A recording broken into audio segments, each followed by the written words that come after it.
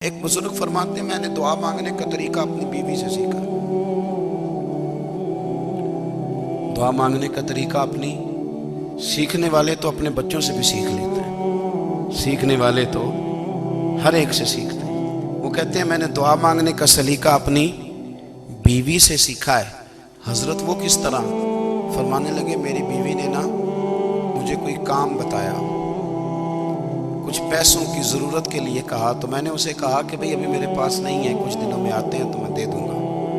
عورتوں کی عادت ہوتی ہے وہ بار بار یاد کراتی ہیں، 2-4 دنوں کے بعد پھر اس نے کہا حضرت وہ میں نے کہا تھا کچھ پیسے، میں نے اسے کہا کہ ابھی میرے پاس نہیں ہے، کچھ دنوں میں ملتے ہیں تو میں تمہیں دے دوں گا۔ اس نے کچھ دنوں کے بعد پھر کہا حضور وہ میں نے کچھ پیسے کہے تھے۔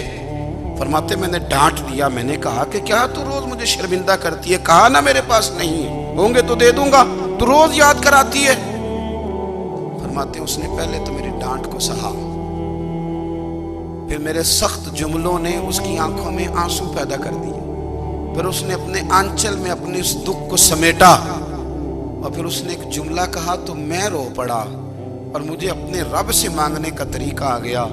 مجھے کہنے لگی حضرت جی آپ نے ڈانٹ دیا، میں نے سہ لیا، پر آپ ہی میرے شوہر ہیں، بتائیں نا آپ سے نہ کہوں تو میں کس سے جا کے کہوں۔ فرماتے ہیں میں رو پڑا، اور میں کھل کے رویا، اور میں تڑپ کے رویا، اور پھر میری سسکیاں بند گئیں۔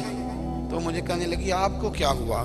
میں نے کہا مجھے بھی دعا مانگنی آ گئی ہے، جب میں اسے کہوں گا نا اللہ تو ہی میرا رب ہے، میں تجھ سے نہ کہوں تو میں کس سے جا کے کہوں؟ میں کیوں کسی بندے سے سوال کروں؟ میں کیوں کسی دنیا دار سے کہوں؟ میں تیرے بندوں کا، نیک بندوں کا وسیلہ لے کے، تیرے محبوب کی غلامی لے کے تیری بارگاہ میں آیا، تجھ سے نہ مانگوں تو کس سے مانگوں؟ سمجھ آ گئی ہے جب میں اس رنگ میں مانگوں گا تو پھر رب میرے اوپر بڑا ہی فضل فرمائے گا۔